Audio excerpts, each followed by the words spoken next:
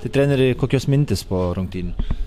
Nu, ėjom laimėti, bet nesigavo laimėti, tai aišku, gal šiek tiek liūdnoka, bet turbūt tam yra tam priežastis šiokios tokios, tai kad ir kontinentinę taurę žaidėm, papildomos rungtynės, plus kelionės, nu, po truputį turbūt susidėjo ir gal tas nuovargis, kaip sakoma, susidėjo ir jo, dabar šiek tiek nėra to šviežumo tokio, kaip ir vyrai tikrai norėjo ir matėsi ir momentų sukūrėm, bet turbūt trūko to šiek tiek, sakoma, šviežios galvos ar dar ko, kad įmuštą įvartį.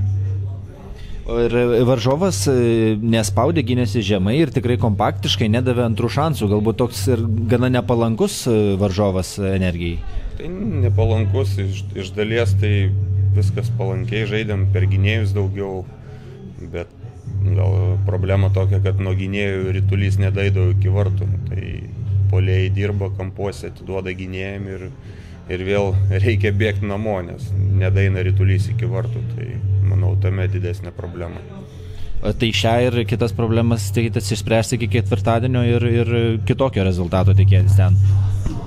Tai žinoma, treniruosimės, tai viskas yra ištreniruojama, čia nieko nėra neįmanoma, tai per treniruotės bandysim pataisyti tą komponentą, kad gynėjai galėtų davesti ritulį iki vartų. Ačiū, sėkmės. Ačiū, iki.